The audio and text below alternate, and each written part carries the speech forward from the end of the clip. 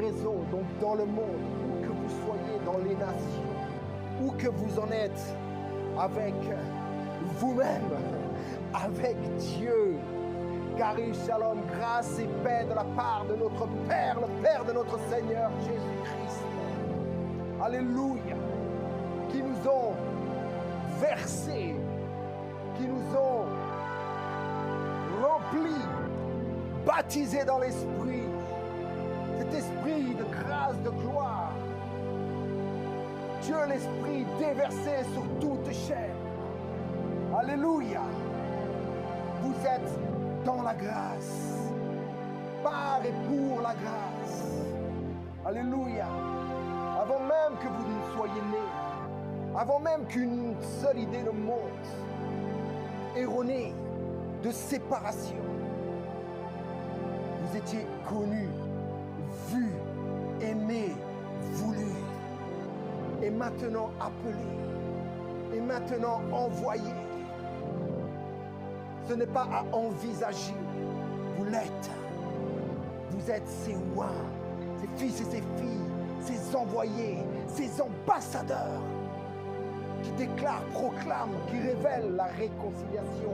Elle a eu lieu, elle est accomplie. Dieu était en Christ, réconciliant les siens, réconciliant le monde à lui. Père, nous te rendons grâce.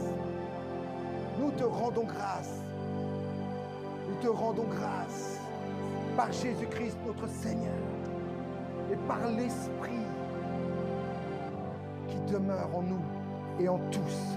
Nous te rendons grâce.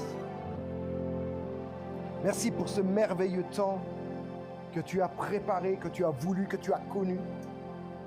Ce temps d'adoration, de louange, de modération, de déclaration, de foi, de partage, de participation. Merci Père, Fils et Saint-Esprit pour ce temps qui vous habite depuis toujours et qui se révèle aujourd'hui. Merci de nous avoir invités, de nous avoir placés en tant que danseurs et danseuses, apprenant les pas de l'amour, dans l'amour et pour l'amour, enlacés, embrassés par la Trinité. Père, nous te rendons grâce et nous ne cesserons de te rendre grâce en tout temps, en toute saison, que ce soit le printemps, que ce soit l'été, que ce soit l'automne, que ce soit l'hiver, que ce soit les entre-saisons. Nous ne cesserons de te rendre grâce, de t'adorer, de te célébrer, de te reconnaître Dieu de tout et de tous, Père de tout, de tous.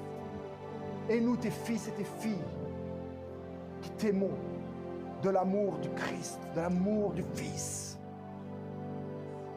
pressés par l'amour pour te célébrer et te louer. Alléluia.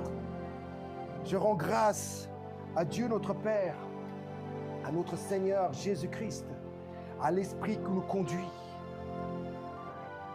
de nous avoir connectés à notre leader, l'apôtre Alain Léa, qui avant même la création de ce monde, était connecté à nous et nous à lui. Nous étions connectés, nous étions ensemble en Christ, préparés, prédestinés et appelés maintenant et envoyés ensemble pour te célébrer, pour louer, pour déclarer les louanges de ta grâce, de ta puissance. Nous rendons grâce à Dieu de nous avoir reconnectés à notre frère, à celui qui est notre Père ici dans ce monde. Alléluia. Celui qui nous conduit, qui nous enseigne. Car shalom à toi, apôtre Alain Léa, notre bien-aimé frère en Christ. Je salue aussi dans les nations, pasteur Christy, au Cameroun, prophète Yvan en France, pasteur Rosie, ici même à Genève, ancienne Christelle, ici même à Genève, ancienne Diana, ici à Genève, diaconesse Anne-Marie à Genève, ainsi que vous toutes, fils et filles de Dieu, participant dans le ministère présent et permanent, constant, stable de Jésus-Christ, notre Seigneur, notre Dieu, notre frère qui n'a pas honte de nous appeler ses frères, avec qui il a partagé toutes choses et son origine. Alléluia. Il a partagé il partagera encore son origine, son ADN, sa vie. Alléluia. Gloire soit rendue au Dieu trois fois saint, Père, Fils et Saint-Esprit, au nom de Jésus. Amen.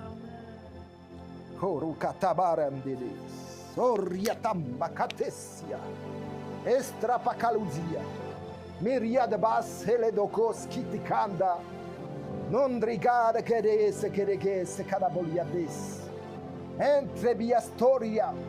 Miricatoro satikera. Tu es partie prenante, participante, intégrée dans l'histoire de Dieu, d'avant les temps jusqu'à la fin des temps. Qui t'andribika rukatatia. Tu fais partie de la grande famille divine, alléluia, de la génération éternelle du Logos, engendrée par, alléluia, engendrée pour, Kibris Karabas Karao. Tu es engendré par l'amour, engendré, Kibriou Darabaska. Rien, ni quoi que ce soit, ni nul qui que ce soit, ou quoi que ce soit, ne pourra t'arracher de ces mains qui t'ont engendré depuis l'éternité à l'éternité. Nul ne peut t'arracher. Nul ne peut te contraindre à te détourner. Car tu es tenu, assis dans les lieux célestes en Jésus-Christ. Amen. Rukata yesi. Pouvez vous asseoir. Asa rianda dabakorosa. Kikarosi andikes.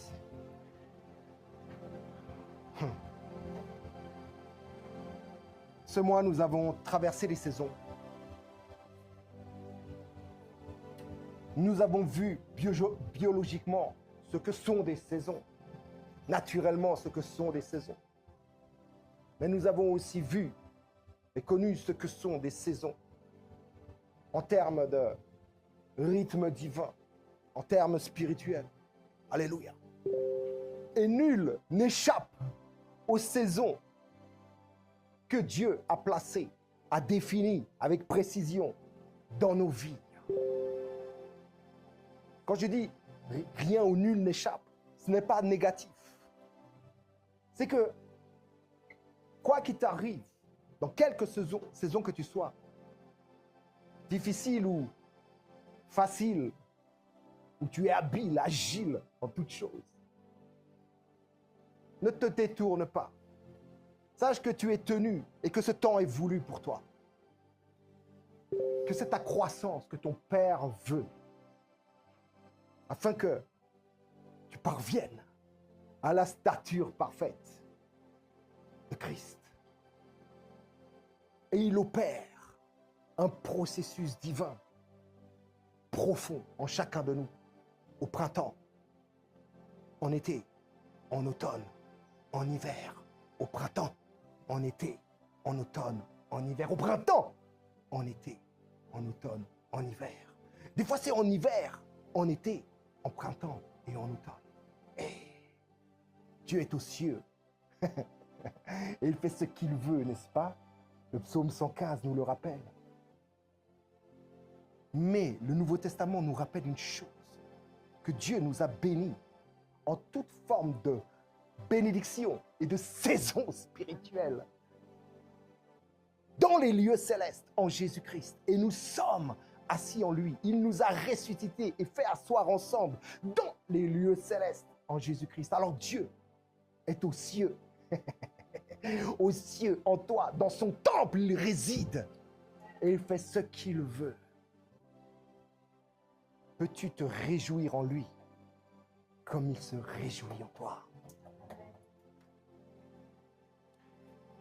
Nous sommes dans la saison de l'hiver. À ce niveau-là du message. Ici, toutes et tous, autant que nous sommes, et sur les réseaux, autant que vous êtes, et dans le monde, autant que nous sommes des milliards, nous sommes tous dans une saison particulière. Et en été, c'est la fête, c'est la célébration. Un récolte, wouh, il se réjouit. Un autre, c'est le printemps, il découvre. L'autre est en hiver, il tire un peu la tronche. Et il se demande en regardant ses frères, ses semblables, mais qu'est-ce qu'ils ont à s'agiter comme ça, à se réjouir. Moi, je traîne mes longueurs et mon fardeau depuis. Réjouis-toi, en tout temps, réjouis-toi. En tout temps, le Seigneur se réjouit en toi. C'est ce qui te donne la force de vivre. C'est sa joie. Alléluia. Alors, hiver, repos et confiance, comme nous a annoncé notre frère, le Fils de Dieu Jonas, dans cette terrible modération. Alléluia. C'est bien, Fils de Dieu. C'est comme ça. Le cœur ouvert, la bouche qui libère. Alors, soutenu par un verset, ce thème de l'hiver, on pourrait dire, Ecclésiaste 3, verset 2. Un temps pour naître, n'est-ce pas? Tout le monde connaît. Et un temps pour mourir. Un temps pour naître, un temps pour mourir. Mais ce temps-là, ce temps pour naître et ce temps pour mourir, ne désigne pas un instant, un événement particulier, mais une saison inscrite dans le mouvement de la vie. Quelque chose naît et quelque chose s'achève. Nous en sommes l'exemple paradoxal d'une certaine manière, car nous sommes les fils et filles de Dieu, participant dans la vie éternelle, et nous savons que nous ne mourrons plus. Mais nous sommes des exemples paradoxaux parce que nous savons que ce corps, à sa saison, retournera à la poussière. Mais ce n'est pas le chaos. Il y a ces temps. Oui, les saisons, comme elles sont rendues dans cet univers, dans l'univers-là, dans ce cosmos, dans ce système solaire, sur la Terre, sont rendues en des temps de 3 mois, n'est-ce pas? 3 mois, 3 mois, 3 mois, 3 mois, 12 mois. Bien qu'aujourd'hui, ça change, n'est-ce pas? C'était mieux avant les saisons. Mais ce sont des temps qui sont inscrits dans nos mémoires, nous savons. Mais dans notre biotope, là, ce n'est pas des saisons de 3 mois. Ça peut l'être, une saison de 3 mois. Ça peut être une saison de 12 mois. C'est variable, en fait. Mais c'est un rythme qui t'est donné pour croître. Alléluia. Ne croyez pas que rien ne croît, du verbe croître, en hiver, quand vous regardez un arbre. Je prends l'exemple d'un arbre. Ce n'est pas parce que, apparemment, visuellement, l'arbre est mort qu'il n'y a pas une croissance silencieuse, invisible, sous terre. Ses racines continuent, n'est-ce pas, de croître, à stocker de l'énergie, des nutriments pour la reprise du printemps, là.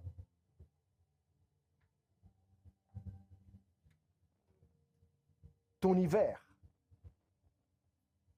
quand tu y seras ou si tu y es encore aujourd'hui, ne crois pas que tu es un zombie. Je te dis, ce n'est pas un chaos que tu es en train de vivre. Si pour autant tu te trouves en hiver, mais parfois l'été peut être un chaos. Regardez l'été. C'est beau, il y a les fêtes, il fait chaud. Mais regarde les orages estivaux. Regarde. Tu as vu comment c'est? Il faut la grêle qui vient tout casser. Et c'est des millions et des millions que les assurances doivent maintenant payer pour réparer les dégâts. Regarde le printemps aussi. Un peu de lumière. Et tout d'un coup, l'obscurité. Maintenant, la lumière. Oh, et l'obscurité. D'un coup, la chaleur. Ah, maintenant, il fait froid. Le printemps. L'automne aussi. Regarde bien la nature. Regarde la beauté. Cela parle de nous. La nature est un reflet. C'est un miroir dans lequel nous pouvons nous mirer. Paul a dit que la gloire de Dieu se voit comme à l'œil nu sur toute sa création, sur tout ce qu'il a créé.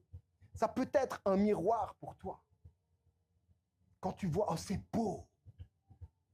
Te crois-tu plus moche que ce que tu es en train de concevoir beau? Tu es le plus beau fils de l'homme, la plus belle fille des hommes. De l'homme, on va dire. Et toute cette nature, toutes ces saisons parlent de toi. Profondément. Intimement. Regarde l'automne, oui, tu as les brouillards, oui, ça devient morne, mais regarde cette vie qui commence à partir dans les feuilles, regarde la splendeur des couleurs. Je disais toujours à mon fils, regarde, on dirait un tableau. L'automne, c'est tellement beau. Et l'hiver, ah, il fait froid, tu es sous la nappe là. Et les sports d'hiver aussi. Tu peux monter à la montagne, n'est-ce pas? Au-dessus de la nuée, au-dessus du stratus là.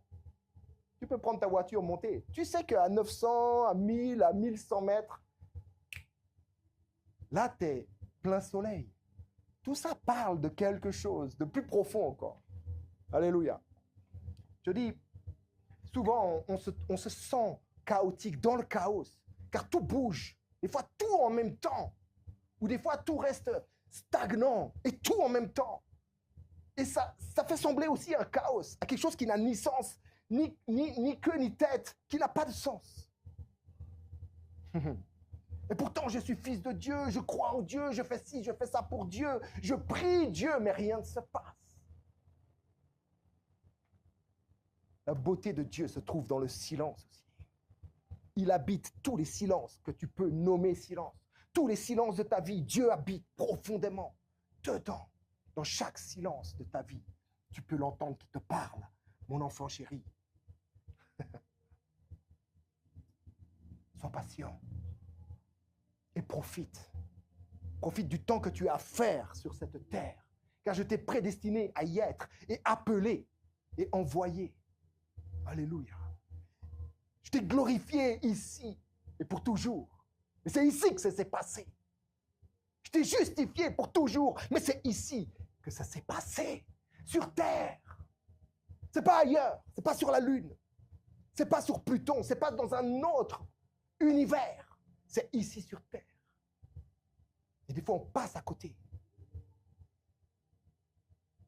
Méprisant la beauté initiale de Dieu révélée à l'œil nu.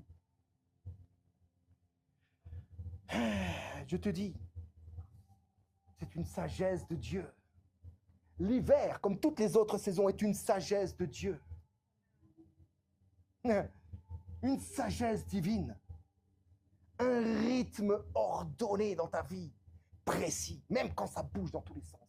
C'est ordonné. Dieu, Dieu de paix, est un Dieu d'ordre. L'ordre de Dieu est la paix de Dieu. La paix de Dieu est l'ordre de Dieu. Rien n'est chaos. Rien n'est chaos.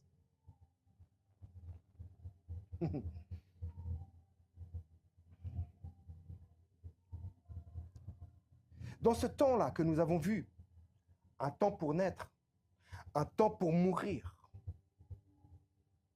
il ne s'agit pas seulement d'une naissance ou de mort biologique. On a compris. Hein? Mais de réalité profonde, spirituelle profonde.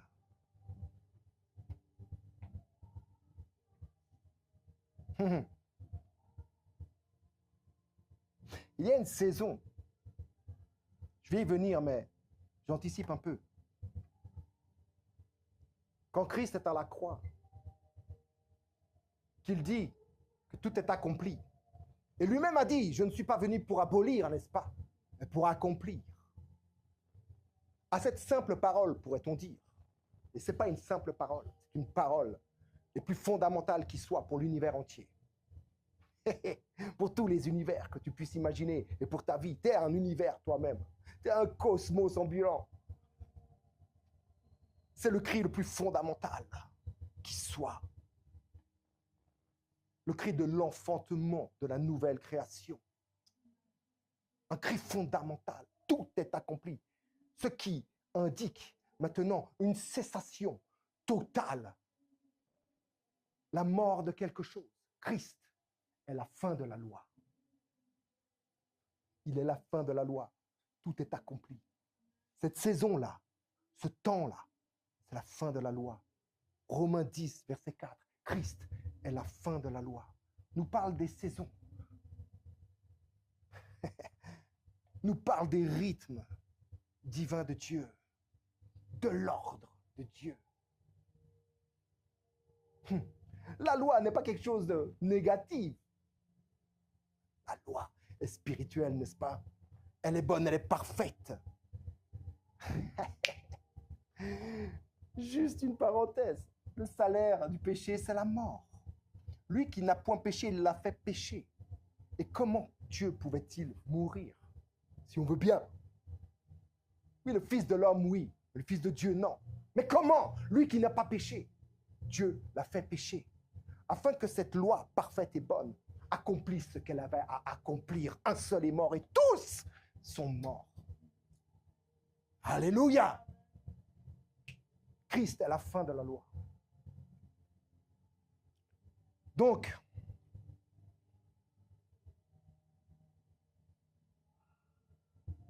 la fin d'une étape. La fin d'une étape vaut mieux que son commencement, n'est-ce pas? La fin d'une étape est ta transformation, en fait. Mais des fois, entre la fin et le commencement de l'étape, il y a une espèce de gouffre que tu peux appeler hiver, que tu peux appeler silence, que tu peux appeler obscurité, que tu peux appeler abandon. Mais chaque étape, Dieu agit par cycle, par saison. Et à chaque étape a sa place dans son dessein éternel. Alors Malcolm Smith, un enseignant, a dit ou a écrit, trop de chrétiens pensent que quelque chose ne va pas quand ils sont en hiver, dans cette saison morne, silencieuse, blanche. Mais l'hiver n'est pas un échec, a-t-il dit. C'est le repos. C'est le repos. Beaucoup ont cru que lorsque le Fils cria, tout est accompli, qu'il rendit l'Esprit. Beaucoup, et ses disciples d'abord, ceux qu'il appelait ses amis, ont cru que c'était un échec. Beaucoup, encore aujourd'hui, croient que c'est un échec. Dieu est mort. Mais l'hiver n'est pas un échec. On vient de sortir de l'hiver, non? On est au printemps, regarde dehors, regarde. Regarde seulement là. Regarde là, l'herbe est grasse, elle est verte, elle est profondément remplie de vie. La sève monte. Waouh, sève brute qui monte. Produit des fleurs, des grains, des fruits, des grains qui tomberont et qui en reproduiront d'autres. Est-ce que l'hiver est un échec? Regarde seulement.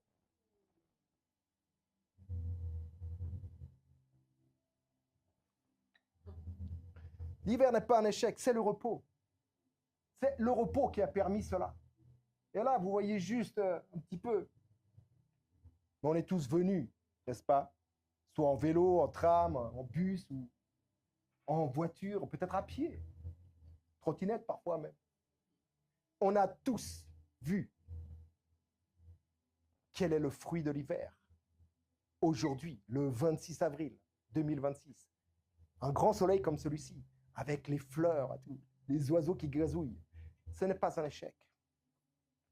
C'est le repos qui permet ces choses. Imagine-toi dans ton hiver ce que ça va permettre. Et pas seulement à toi, mais à tous. Parce que ça, c'est gratuit et tout le monde en jouit. Tout le monde apprécie. Ça fait du bien à tout le monde. Ouais, il y a le rhume des foins. Au nom de Jésus, ça va aller.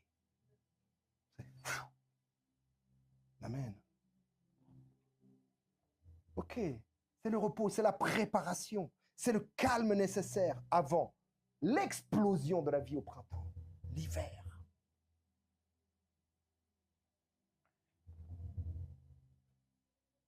J'en ai un peu parlé entre le vendredi et le dimanche de la Pâque, n'est-ce pas? Il y a ce samedi-là. Le samedi, ok? Ce Shabbat-là. Il devait s'empresser de préparer le Christ, de le mettre au tombeau. Et Shabbat qui venait là. Il y avait toutes des lois là, promulguées. Donc il se pressait. Et maintenant on ferme la pierre. Le soleil se couche. C'est Shabbat. C'est samedi.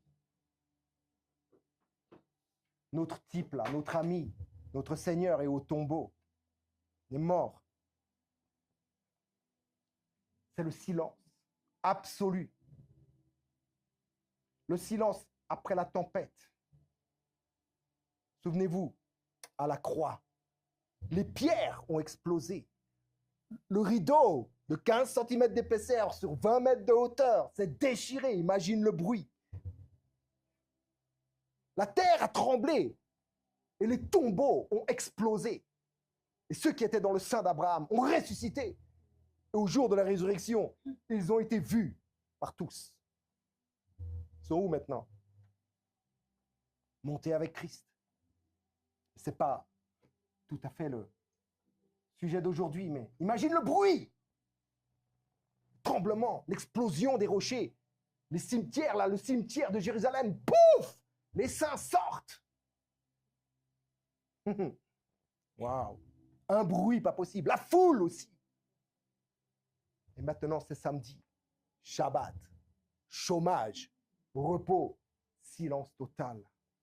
À tel point que même les 4 évangiles n'en disent pas un mot. Les 4 évangiles, Matthieu, Marc, Luc, Jean, ne parlent pas du samedi. Ils parlent qu'il a été mis au tombeau et ils parlent de la résurrection, n'est-ce pas? Cette période-là était tellement difficile qu'ils ont même laissé ça sous couvert. C'est comme s'ils voulaient même enfouir le témoignage. Jesus. Ils n'avaient plus qu'à attendre l'espérance de la résurrection. Ils n'y croyaient pas trop. Le silence là, il était lourd, palpable. Comme tu sais là, le brouillard en hiver. Celui qui est à couper au couteau, presque palpable. Qui t'enrobe, qui t'habille, qui te revêt. Si profond que même les évangiles n'en parlent pas de ce samedi, ce qu'il s'est passé là-bas, dedans là. Gloire à Dieu, nous avons Paul qui nous en a parlé, qui nous a révélé. Alléluia. Et nous sommes dans l'hiver. Nous ne sommes pas au printemps. Nous sommes l'hiver. Le temps de mourir là, il est là. Christ est mort. Le temps de mourir, il y a un temps pour tout. Le temps de mourir est là. Christ est mort. Il est mort. Et la mort absorbée en lui. Et l'ancien qui trouve sa fin. L'ancien qui trouve sa fin dans ta saison morte, dans ta saison d'hiver. Sache qu'il y a une chose qui trouve sa fin, c'est l'ancien. C'est un passage. C'est un passage, ok, de la mort à la vie. L'ancien disparaît. Un temps de recommencement, mais un temps de repos avant. De reprendre ses forces, de restocker de l'énergie, de se reconnecter à soi-même, si on veut bien dire. Comme les racines dans l'hiver continuent à se connecter entre elles, je veux dire. La vie radiculaire, là, racinaire, la vie des racines sous terre l'hiver, Je vous dis, elles ne sont pas comme ça figées. C'est l'hiver. Elles continuent. Oui, peut-être il y a une couche qui est gelée. Peut-être. Mais sous la couche qui est gelée, les racines, elles bougent. Elles se connectent. Elles s'interconnectent encore. Elles conversent ensemble. C'est un temps de conversation, de reconnexion l'hiver, en fait. Avec toi-même, mais en toi-même. Il y a le Christ. Tu es en Christ. Christ est en toi. C'est le temps de reconnexion. C'est le temps de repos. Le Shabbat, cette loi qui donnait ce Shabbat, était un temps de reconnexion, un temps de repos. Mais nous savons par la révélation, à travers Paul, que Christ, et même Jésus a dit, je suis le maître du sabbat, je le suis moi-même, je le définis moi-même. Et maintenant, Dieu a fait un jour qu'il appelle aujourd'hui et qu'il a placé en nous, dans lequel nous sommes. Et Christ est notre repos. Alléluia. C'est lui la réalité. Et pendant ton hiver, c'est le temps de te reconnecter. C'est le temps du recentrage, au fait. Nous, on est là, t'as envie de te décentrer vite fait, en fait. Sortir de là. Mettre le caleçon de bain et plonger. Là, prends tes skis et vas-y. Plonge. Dévale la pente. Descends. Descends. C'est le temps de descendre. Comme la sève élaborée descend. C'est le temps de descendre à ton tour. Si la sève, si la vie, si les arbres, si la nature te démontre ça, tu n'es pas autre qu'une nature dans la nature, dis donc. Mais tu es un fils de Dieu en Christ. Alors descends en toi-même où Christ est. Reconnecte-toi à la réalité de tout ton être redéfini par Christ. C'est le temps de l'hiver. Alléluia. Le cocooning. Ah, on aime bien le cocooning. C'est le temps du cocooning.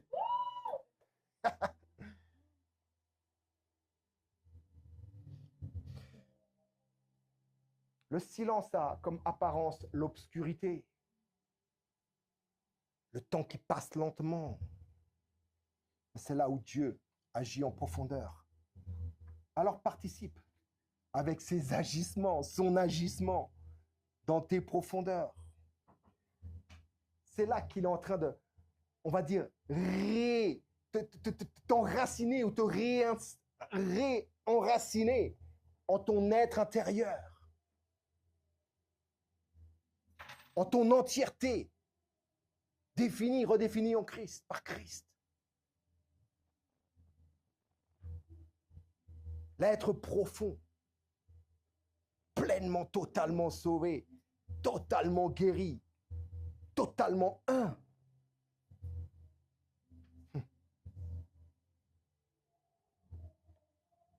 Reconnecte-toi à l'être que tu es en vérité.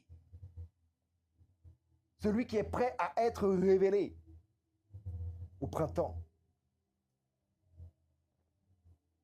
C'est ce que la création entière attend. Comme ça. Le cou allongé, attente anxieuse. C'est quand qu'ils viennent, les fils de Dieu révélés, afin de prendre quoi? Part à la glorieuse liberté des fils. Alors ton hiver, reconnecte-toi. Parce qu'il y a des gens qui attendent ta sortie. Il y a des gens qui attendent, qui ne savent même pas qu'ils attendent, mais qui par défaut attendent, car ils sont ici, connectés les uns aux autres. Gloire à Dieu pour la conscience qu'il nous a donnée de pouvoir accueillir le fait que nous sommes enfants de Dieu, bien-aimés, approuvés, élevés au plus haut des rangs, assis avec Christ en Dieu, Jesus, assis avec Christ en Dieu, caché avec Christ en Dieu. Et ce n'est pas seulement pour toi qui crois, c'est pour tous. Son œuvre a inclus tous. Il n'y a pas qu'une saison dans la vie, non? Nous, on aimerait bien avoir qu'une saison. Comme on aimerait bien avoir ce Dieu que pour nous. Et puis les autres, ouais, ils ne méritent pas. Quel mérite? Quel mérite? sommes inclus. Mais la plupart n'en sont même pas conscients. Alors toi, dans les langueurs de l'hiver, connecte-toi, car plusieurs ont besoin de toi. Plusieurs ont besoin de toi. Plusieurs ont besoin que tu te reconnectes à qui tu es en Christ. Plusieurs comptent sur les paroles qui surgiront au printemps. Jesus. Comme eux, ils comptaient sur la résurrection. Ils n'en avaient pas vraiment, ils n'y croyaient pas vraiment en vérité, n'est-ce pas les disciples? Mais ils comptaient, ils espéraient. Mais ils n'étaient pas sûrs. Ils n'étaient pas sûrs. Pourtant, il les a enseignés, non? Mais ils n'étaient pas sûrs. C'est la même chose dans le monde. Ils ont entendu parler, mais n'en sont pas sûrs.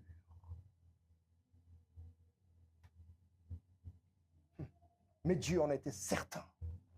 Et avec lui également, tu es certain. Tu es certain. Tu es certain d'être le sel de la terre, la lumière des hommes. La grâce visible et tangible dans ce monde pour ton prochain. Alors ne fuis pas l'hiver. Ne fuis pas, embrasse l'hiver comme tu embrasses le printemps, comme tu embrasses l'été, comme tu embrasses les fruits. Quand tu récoltes enfin, la récolte est là, la moisson est grande et bonne. Tu vas remplir tes greniers, tu embrasses. Alors embrasse l'hiver. C'est un temps de connexion profonde, énorme. Alors la foi qui est ancrée dans la vérité, la foi qui est ancrée dans la vérité demeure au-delà des sensations et des émotions. Ce n'est pas parce que tout d'un coup tu as un bon culte, n'est-ce pas? Une bonne louange. Oh, j'ai ressenti l'esprit, quelque chose. Non! N'attends pas de ressentir quoi que ce soit. Non.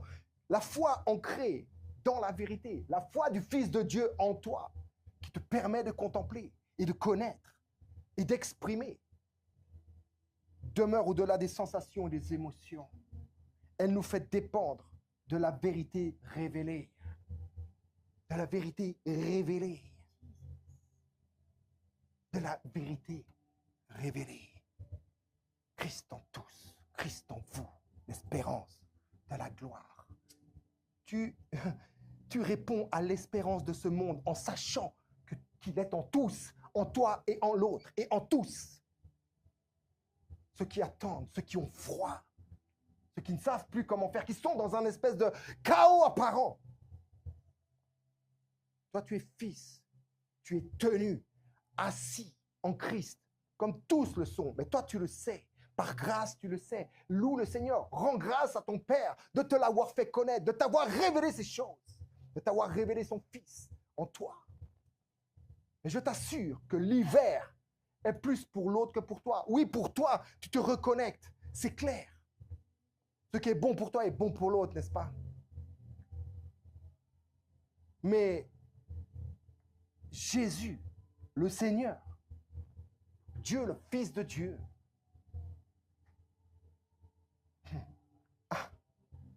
n'a rien retenu et il n'a pas considéré l'autre comme en dessous de lui, au contraire, comme plus important. Oui, certes, il nous a guidés, il nous a arrachés, il nous traîne derrière lui, on va dire, mais il est sous nous, en train de nous pousser, en train de nous porter. Il nous considère comme plus important. Lui qui est le roi, est-ce que tu as déjà vu un fardeau sur les épaules d'un roi? Non, il est assis et il règne dans le satin, dans la majesté. Jesus, ce sont ses esclaves qui traînent les poids. Lui nous porte. Nous ne sommes pas un poids pour lui. Nous sommes ses enfants. Un poids de gloire. Un fruit de gloire. Alléluia. Alors, la foi ancrée dans la vérité, c'est persévérer sans même ressentir quoi que ce soit. Persévère. Des fois, tu ressens que le froid, mais tu es tellement concentré sur le froid que tu ressens rien d'autre, en fait. Et à tel point, tu sens plus le bout de tes doigts et tout. Ok, c'est biologique, ça fait partie, mais il y a des fois où on est tellement serré comme ça, tellement concentré sur quelque chose, sur une autre réalité que celle qui est réelle, en vérité, qu'on qu'on est concentré comme ça et que il n'y a plus rien autour qui compte que le fait d'être serré sur soi-même. Tu ne ressens plus rien en vérité, même pas tes doigts. Tu es tellement gelé. Ta foi tellement gelée. Tu te dis, c'est pas juste. Tu te dis, c'est trop injuste. Tu calimérotes. Mais persévère sans même ne ressentir. Si le fait de me tenir ici ou ailleurs, en tant que fils de Dieu, dépendant de la foi du Fils de Dieu, était le fait que je ressentais quelque chose, vous ne me verriez pas souvent ici les dimanches, ni ailleurs. Persévère. Oh, l'homme de Dieu. Oh oui, je vais aller chez lui, l'onction. Tu crois que les gars chez qui tu vas chercher l'onction, tu as l'onction de Jésus-Christ. Tu ne vas pas chercher trop loin, au fait. Mais dans l'idée d'aller là-bas, tu crois que lui, il ressent tous les jours. Tu crois que vraiment l'onction, lui, l'habite comme ça, dans le sens ouais, je suis dans l'onction, jour et nuit, 24 heures. Non, H24, ce n'est pas vrai. Ce n'est pas vrai. Il faut arrêter de se leurrer. L'homme de Dieu, c'est le Fils de Dieu, l'unique, celui qui te définit totalement et qui t'a oint du Saint-Esprit avec son Père. Mais ça ne veut pas dire parce que tu es oint du Saint-Esprit rempli, que tu ressentes réellement tous les bénéfices qui en découlent, n'est-ce pas? Mais quand ce n'est pas le cas, alors persévère. Dieu n'est pas en train de te tester, hein. Il est en train de générer quelque chose en toi. De l'ordre de la foi, de l'ordre de la croissance, de l'ordre de la connexion, de l'interconnexion dans la Trinité, dans le Fils avec le Père, par l'Esprit de Dieu. Nous sommes dans la Trinité, nous sommes en Christ, n'est-ce pas? Invités. C'est Jean qui nous en parle. Paul nous en parle. Jean nous dit, nous avons été invités. Et dans le bien-aimé, faisant face au Père. Et eux le témoignent partout pour que leur joie soit complète si tu viens y participer, n'est-ce pas? Tu es caché avec Christ en Dieu. Est-ce que tu le ressens toujours? Est-ce que tu le vois toujours? Est-ce que tu perçois? Est-ce que tu crois toujours à cela? Mais persévère. Persévère. Comme Christ a persévéré à Gethsémani. Père, Père. Il a persévéré dans ce qu'il voyait au Père être la réalité de la récapitulation qui était en train de procéder. Alléluia.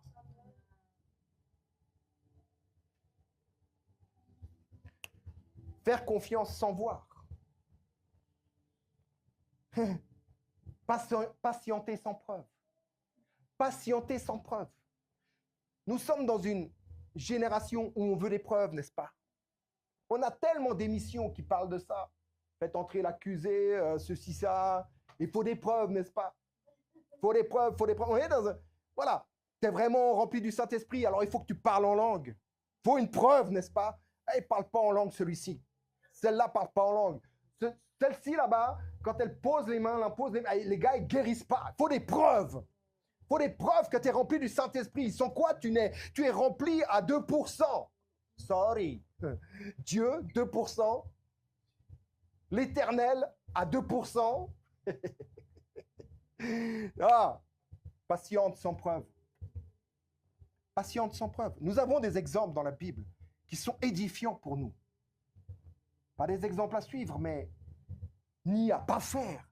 Mais se dire, ah ok, si mon frère... Oui, c'est vrai que lui, ça a été compliqué. Notre frère Thomas, rappelez-vous, si je ne vois pas, si je ne plonge pas, je ne croirai pas. Lui, il a erré pendant 1 semaine dans les rues de Jérusalem. Complètement perdu dans l'hiver, dans un chaos total. Dieu m'a abandonné. Si je ne vois pas, je ne crois pas. Persévère, mon frère, ma sœur. Patiente, sans preuve apparente.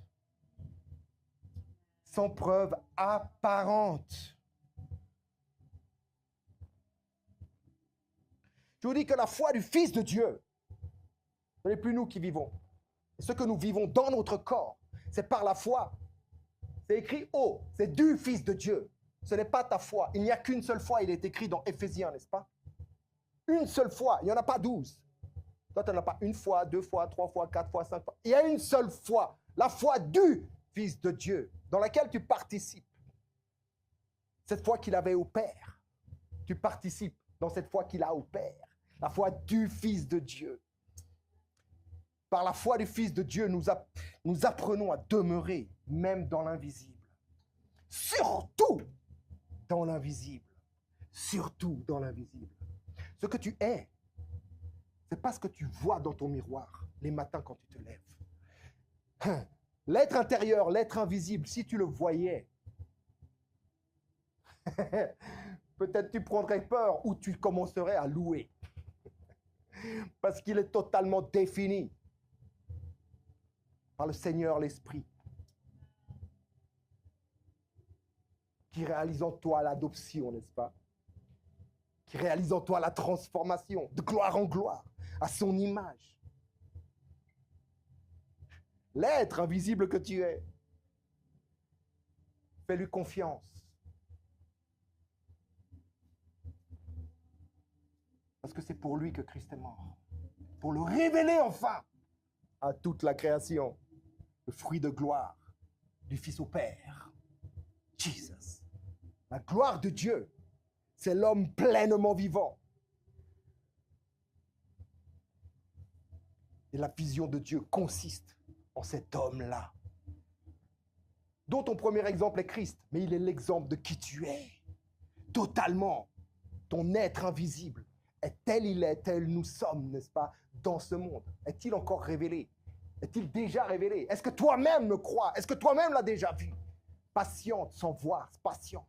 Parce qu'un jour où Dieu le fera, tu paraîtras à la stature parfaite de Jésus-Christ. En attendant, tu progresses, tu es dans un processus et tu passes par des saisons, 1000 saisons. 1, 2, 3, 4, 1, 2, 3, 4, 1000 saisons. Ne baisse pas les bras. Jouis de tous les temps sur cette terre où a été, sur laquelle a été élaboré le salut. Il a été élaboré de toute éternité, mais sur lequel il a été manifesté, révélé. Jouis, réjouis-toi. Alléluia. Quand ça ne va pas, quand tu as froid, pense à Jésus dans le tombeau. Est-ce qu'il est resté couché là en attendant le lendemain? Non. Il est allé annoncer quoi? La bonne nouvelle là-bas en bas, n'est-ce pas? Transformer tout ce qui avait besoin, qui était en attente de transformation. Tout ce que le Fils a assumé et la mort avec, il l'a guéri. Il l'a transformé. Amen. Nous ne marchons pas par la foi. Ah, il n'y a personne qui dit rien. Il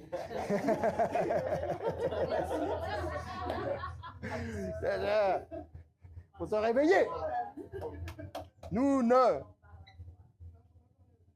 Voilà. Nous marchons par la foi, non pas par la vue. Patiente et persévère. C'est qui a écrit ça? Fille de Dieu. Patiente et persévère? Non, le verset d'avant, 2 Corinthiens. Ouais, bon là, j'ai...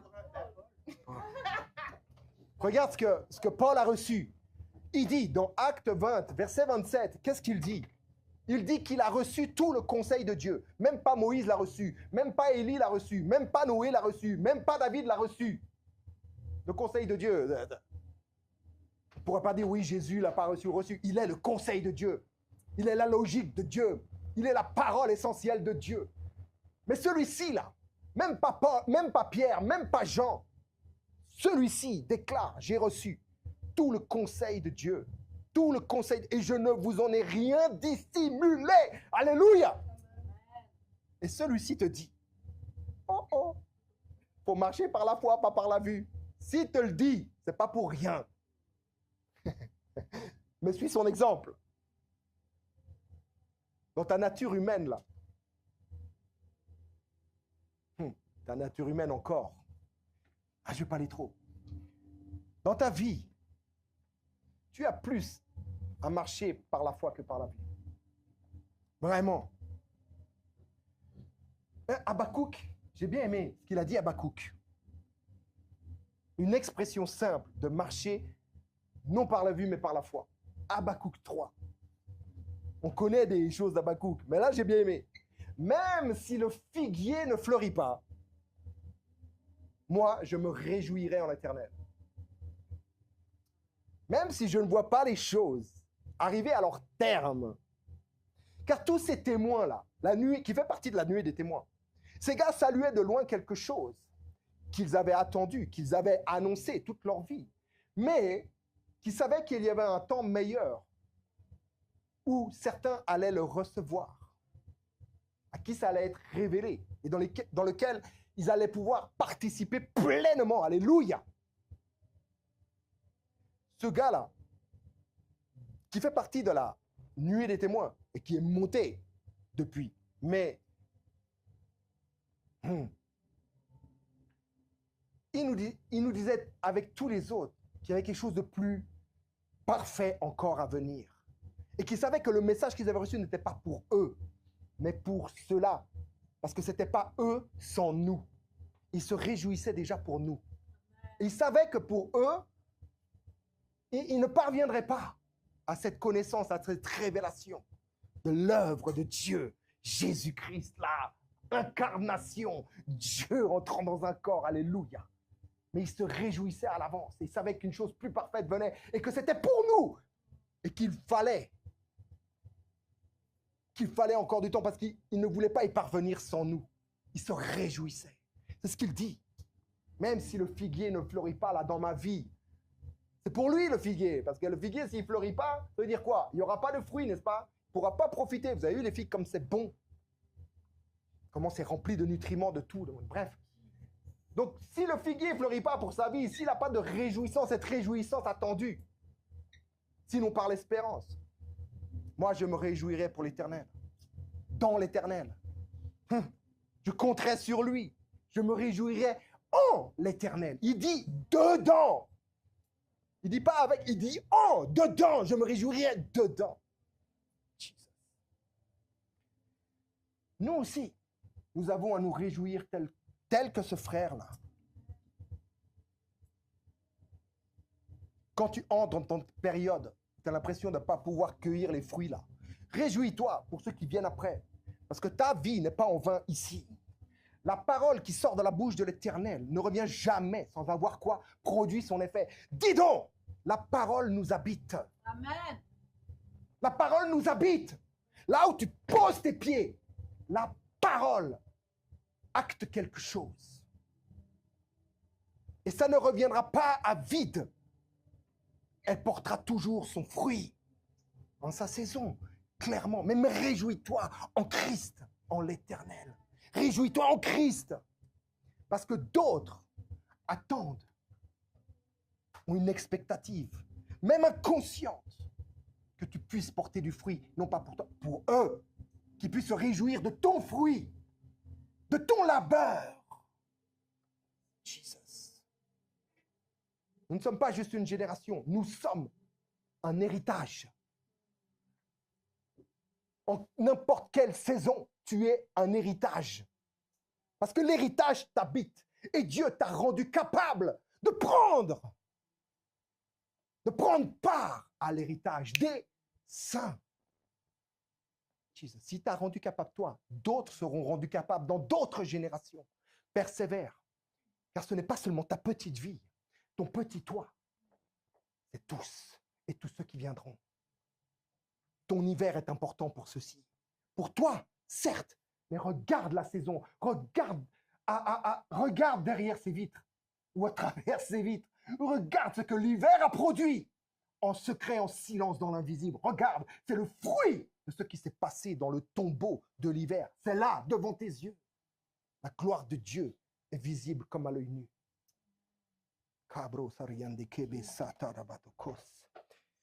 Compter sur Dieu, a dit C.S. Lewis, doit recommencer chaque jour. Christ en nous, l'espérance de la gloire. Christ en nous, l'espérance de la gloire. Voici l'espérance. Le désespoir voit l'hiver comme une fin, n'est-ce pas? La foi, il discerne une attente habitée par une promesse. La vie en abondance. La vie en abondance. Alléluia. Buvez un coup. Je vais boire le mien.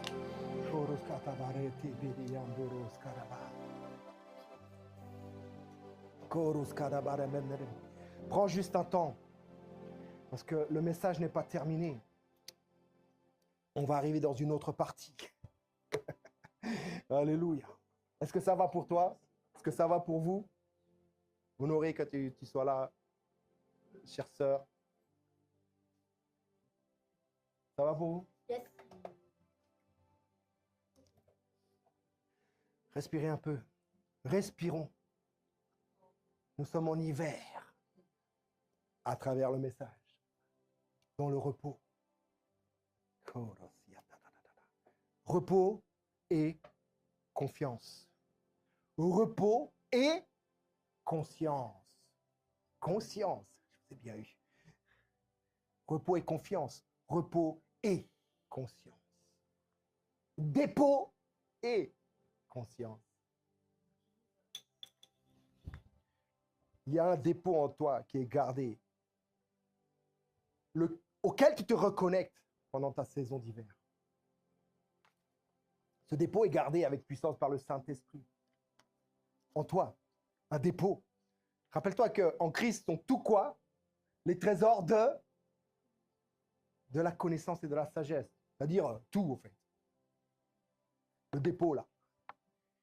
Et en hiver, le Saint-Esprit garde bien ça en toi. T'emmène à te reconnecter là-bas.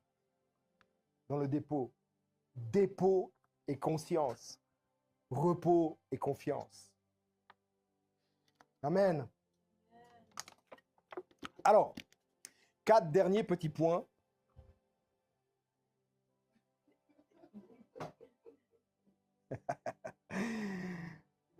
La réalité biologique par Jean. La réalité biologique par Jean. De quoi on parle? De quelle réalité on parle? Quel verset s'attache à la réalité biologique par Jean? Verset 12. Non, chapitre 12, verset 24 de Jean. Si le grain de blé ne tombe pas en terre, il ne meurt. Il reste seul. Il reste seul. Tu n'es pas seul. Il y a des autres là. C'est pas juste toi tout seul dans ton truc. Non, je veux pas mourir, je veux pas descendre. Je veux pas. Tu restes seul. Et ta solitude ne fera du bien à personne. Mais s'il meurt, s'il se laisse faire en fait, il porte beaucoup de fruits. Regarde Jésus, ça parle de Jésus, n'est-ce pas? Mais quand on parle de Jésus, on parle de toi. Parce que quand le Père voit Jésus, il voit qui? Il voit toi. Ce qu'il sait de toi, papa, c'est Jésus. Parce que c'est par lui qu'il nous a tous créés. Notre ressemblance toute malade, toute cassée, il l'a guérie. Il a restauré son image en nous. Et Jésus, c'est ce que dit le Père de toi, au fait. Il dit à travers Jean, celui-ci, tel il est, tel nous sommes. Jesus. Comme le Fils de Dieu, Jonas, a dit, il a cité Galates 3, verset 28, n'est-ce pas? Il n'y a plus ni. Il a poussé la hardiesse pour dire, il n'y a même plus homme ni femme. À ce niveau-là, tu n'as plus besoin de rien dire, parce que là, c'est définitif. Ok, des juifs, des machins, ok, peut-être un jour, il va y avoir entre les gars et les gars, peut-être. Il y a déjà eu lieu. Le mur a déjà été renversé, déjà cassé. Ok? Ce qui séparait les uns des autres, là. C'est Christ qui a réparé. Amen. Qui les a unis en lui. Amen. Mais il n'y a ni homme ni femme, plus rien là. Nous sommes un en Jésus-Christ, un en Jésus-Christ, un en Jésus-Christ, un en Jésus-Christ, un en Jésus-Christ. Je te dis que ton être entier L'être vivant, pleinement vivant, vit dedans, vit avec cette conscience totale. Mais ton être, ton âme là, mon âme loue l'Éternel, elle a intérêt, parce qu'autrement, elle va louer autre chose. Elle est dans un process de salut, de guérison. Et c'est pour ça que ton âme doit mirer à ce qui est vrai, à ce qui a été réalisé une fois pour toutes. Ce un. Ce un. Tu ne vas pas me dire que toi, tu vis tous les jours le un. Pasteur, tu vis tous les jours un. Oui, moi, je suis pasteur. Moi, c'est toujours un.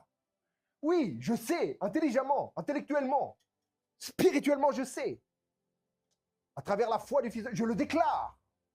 Mais est-ce que tous les jours, je vois un? Non. Là-dedans, dans mon être, dans mes pensées, dans l'intelligence, dans les volontés, des fois, elle voit beaucoup plus. Des fois, elle voit même pas. Des fois, elle voit zéro. Même pas un, elle voit zéro. Alléluia. Si le grain de blé ne tombe en terre et ne meurt, il reste seul. Mais s'il meurt, il porte beaucoup de fruits. La descente. Il doit être enfoui, ce grain, n'est-ce pas? La croix. C'est le passage. C'est là. C'est là que ça se passe. C'est là qu'on enterre les choses. C'est là que ça traverse. Alléluia. Pourquoi l'arbre fait descendre sa sève vers ses racines?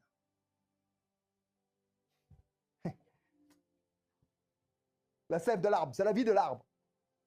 Pourquoi Christ a dû descendre dans les profondeurs de la terre? Pourquoi il a dû mourir?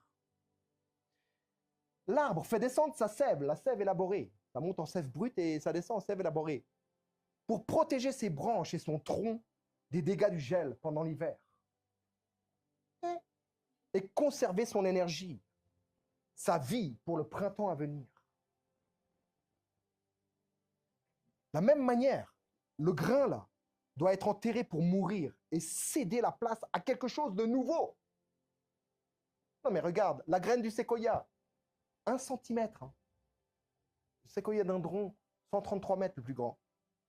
1 centimètre la graine. Ok. Elle doit être enterrée et mourir là-bas. Son écorce doit céder, doit se casser, doit mourir. Pour laisser céder la place à quelque chose d'infiniment autre, on pourrait dire. Nouveau, autrement. Ou encore naître sous une forme nouvelle. Une plante. Une plante. Et cette descente de sève, l'enfouissement du grain, n'est pas une perte. Ce n'est pas une perte de vie. Ce n'est pas la perte d'une graine, mais c'est le processus où la vie se concentre en vue de la multiplication. Christ a concentré toute la vie en lui-même quand il est descendu. Un seul est mort, vous avez vu, et tous sont morts. Concentré toute la vie. Toute la vie. Toute la vie de Dieu, toute la vie des hommes, toute la vie, tout ce que tu peux appeler vie, l'a concentré en lui-même. En vue de la multiplication, en vue du dimanche, en vue de la résurrection. Semi-corruptible, n'est-ce pas?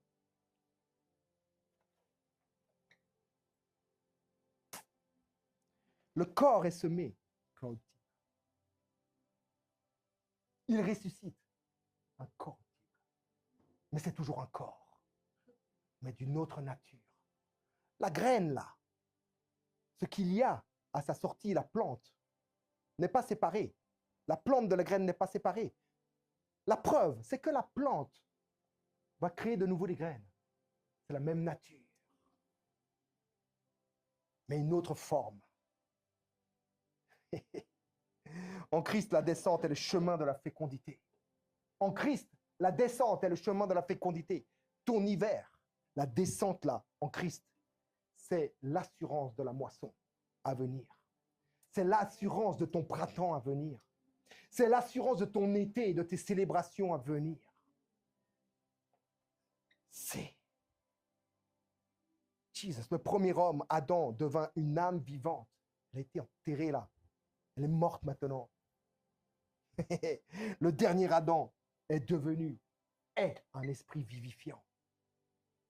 Vous avez vu, Jésus, quand il est ressorti du tombeau, le même corps, une tête, un tronc, des bras, n'est-ce pas? Touche. Il mangeait avec eux. Ça ne sortait pas comme s'il était un esprit, d'un coup, ça sort comme un fantôme, tu sais. Un même corps, mais d'une autre nature. Toute nouvelle, Kainos, alléluia. Le plan de Dieu. Ok. Pourquoi le froid est-il nécessaire? L'hiver, il fait froid, n'est-ce pas? Dans ces saisons d'hiver, pour nous-mêmes, on se sent gelé, en fait. Parce qu'on participe à quelque chose qui nous a précédés. Nous participons à la mort du Christ. Si un est mort et tous sont morts, nous participons dedans. Alors consciemment, dans la confiance, nous participons à sa mort. Le froid met l'arbre en dormance et suspend l'activité visible, n'est-ce pas? De même, la croix impose un arrêt apparent, une rupture avec l'activité visible. Tout comme la mort du grain est une étape indispensable. Sans cela, aucune fécondité n'est possible. Le grain, quand il va en terre, il a une conscience. L'arbre a une conscience. Toi, tu as une conscience purifiée par le sang de Jésus-Christ, dis donc. Tu as une conscience particulière. Mais tu ne sais pas. Souvent, quand ça vient l'hiver, tu te mets à flipper, à baliser, à perdre patience. Tu veux que ça passe. Le grain, lui, sait. L'arbre, lui, sait. Christ également. Tu es fils de Dieu. Tu dois savoir ces choses. Sans cela, sans ton hiver, sans la descente, ce qu'on appelle la kénose, l'introspection, certains pourraient dire, il n'y a pas de fécondité. Il n'y a pas de fécondité.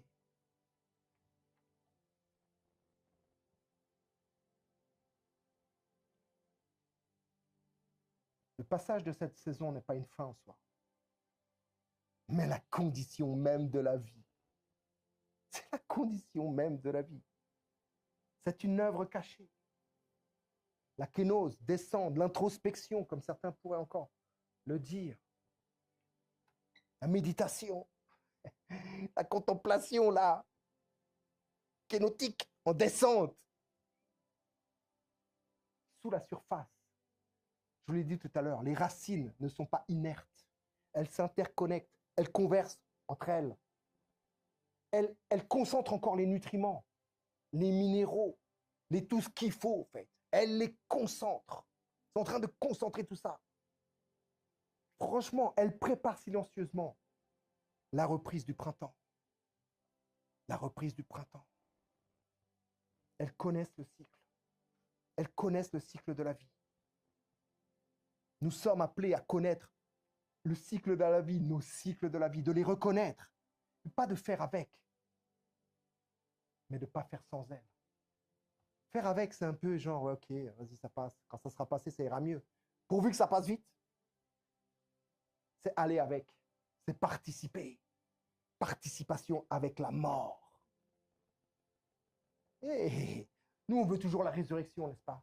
On veut toujours le truc là qui brille, qui pète. On veut voir on veut voir les manifestations de l'esprit.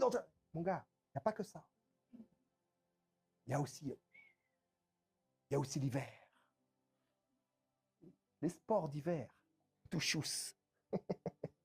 Tout chousse. Descends. Tu descends, hein?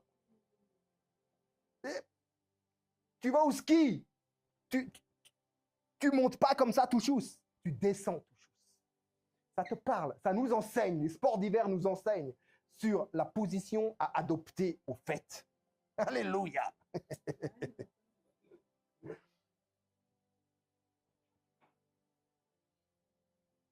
Ce qui disparaît aux yeux, ce qui disparaît à tes yeux, tout ce qui est flamboyant peut-être, ce qui était flamboyé, ce qui flamboyait dans ta vie, la réussite, tout le machin, ce que tu ne considères pas comme des échecs, tout le reste au fait, quand ça disparaît, c'est pour être transformé, c'est en train d'être transformé, c'est pas en train de disparaître, non, c'est en train d'être transformé en fait. Tu ne vas jamais vivre un printemps semblable au même printemps, un été semblable à un même été. C'est transformé. C'est transformé. Je peux te dire que les 4 saisons, il y a des intersaisons, n'est-ce pas? Vous avez remarqué ça? Dans le cycle du temps, cycle des saisons, il y a des intersaisons. Ces intersaisons, tu peux même les nommer hiver, parce que là, il y a des temps de transformation, des temps de descente, des temps où c'est difficile, même les saisons, passer l'une à l'autre. Tu vois le printemps, ça va en avant, ça va en arrière, ça va en avant, ça va en arrière, etc. Tout d'un coup, ça passe. Et là, c'est vraiment le printemps. Et là, on sort. On sait qu'on peut y aller. Il y a des intersaisons qu'on peut appeler des hivers. C'est des moments peut-être de doute. C'est des moments de transformation intense. Alléluia.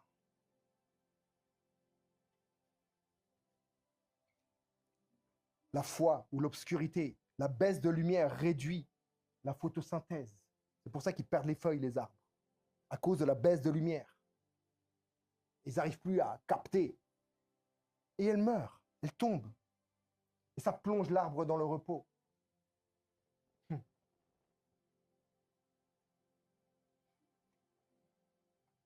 Lui, le grain, il demeure dans l'obscurité de la terre. Ça s'opère. Mais là où je te dis, là où la lumière te semble absence, ça prépare le surgissement de la vie. J'ai un verset qui est Matthieu 4, 16, qui dit que ce peuple-là qui était assis dans les ténèbres a vu quoi? Ils étaient dans l'obscurité. Ils étaient dans l'hiver. Certains même étaient dans les tombeaux. Ça parle à plusieurs dimensions. Mais pour ceux qui étaient là sur terre, bien assis là, ils étaient dans l'hiver, comme des morts. Ils n'étaient pas prêts, s'y attendaient pas. Mais la lumière est venue. Elle a surgi devant eux. Ouais, là où la lumière semble absente, la vie prépare son surgissement. En elle était la vie, et cette vie est la lumière des hommes. Et elle est venue, n'est-ce pas? Alléluia.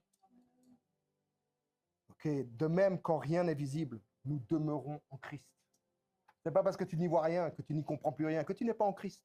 Tu n'es jamais séparé. Peut-être dans tes pensées. Mais tu n'es jamais séparé. La vie, ta vie, ma vie, la vie ne dépend pas de ce que nous voyons, mais de notre union avec lui.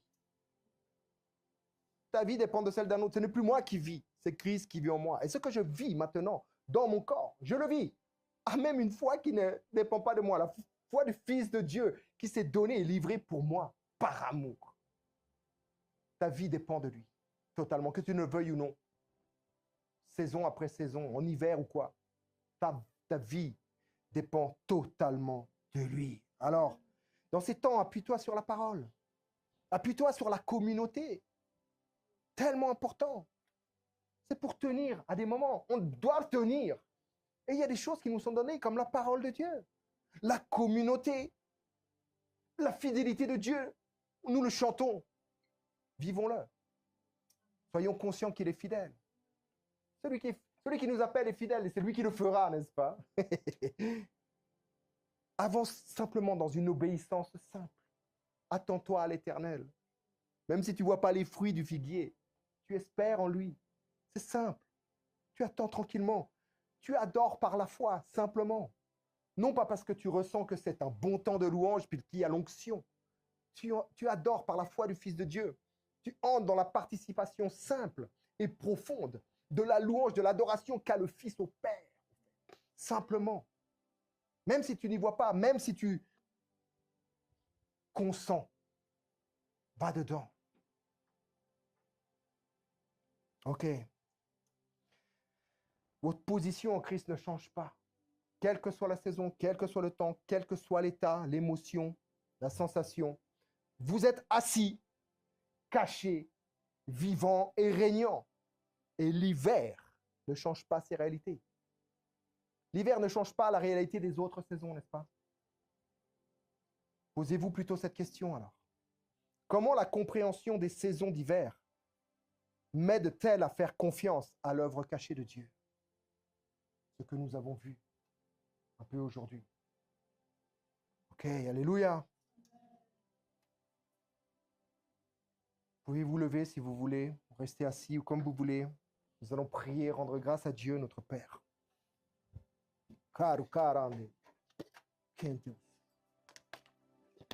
Merci, Papa. Merci, Papa. Père, du fond de l'hiver, du fond de l'abîme, je vois l'hiver comme une abîme.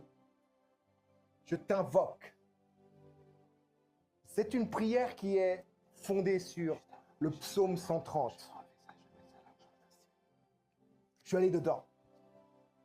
C'était aussi des références qui nous étaient données et j'ai été conduit à aller là-dedans. Du fond de l'hiver, du fond de l'abîme, disait-il. Je t'invoque car toi seul m'enseignes le rythme des saisons et que la nuit est toujours suivie du jour. Je te rends grâce, Papa, car l'hiver n'est pas un abandon.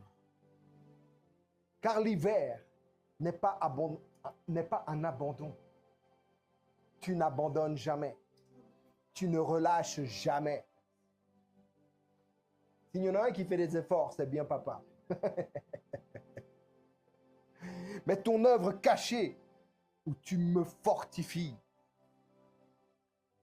là où l'hiver est ton œuvre cachée qui me fortifie, qui m'enracine et transforme mon cœur. Père, je te rends grâce pour ce temps de privation de lumière d'une certaine manière, de privation de visibilité dans le brouillard épais de l'hiver.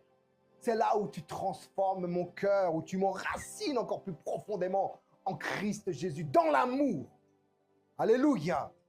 J'espère en toi, Seigneur, plus que les gardes n'attendent le matin. Je m'attends à ta promesse, Père. Le printemps, le printemps, le printemps. Jésus, Jésus, je demeure en toi. Tu peux te le répéter intimement. Jésus, je demeure en toi. Je ne produis pas la vie. Je la reçois. Jésus, je demeure en toi. Et je ne produis pas la vie. Simplement, je la reçois. Merci, Papa. Alléluia. Dans le repos et dans l'union, j'ai confiance que ton œuvre s'accomplit parfaitement en moi et en tous. Nous te rendons grâce, Père, pour ce temps de communion que nous avons passé ce matin ensemble, attachés dans le Fils, unis par le Fils et dans le Fils, te faisant face, Papa, profitant de tous les bénéfices de l'Esprit de gloire qui nous vivifie à l'intérieur, dans lequel ce temple, il demeure. Alléluia! Nous te rendons grâce pour la vie. Nous te rendons grâce pour le fruit. Nous te rendons grâce pour le soleil intense. Et nous te rendons grâce pour le froid. Pour le froid. Jésus a dit, soyez froid, soyez chaud. Ne soyez pas tiède. Ne passez pas les saisons sans vous en rendre compte. Quand il fait froid, entrez dedans et profitez des bénéfices du froid. Quand il fait chaud, entrez dedans et profitez des bénéfices du chaud. Quand c'est tempéré, jouissez de cette température absolument exquise. Merci Père pour la vie. Merci Père pour les hommes et les femmes dans cette génération et toutes les générations. Merci pour les âges. Merci pour l'Église. Merci Père pour la communion du Saint-Esprit. Merci pour la grâce qui est en Jésus-Christ et ton amour, Papa, qui nous a atteints et unis en vous. Par Jésus-Christ, nous avons prié. Amen. Amen. Amen.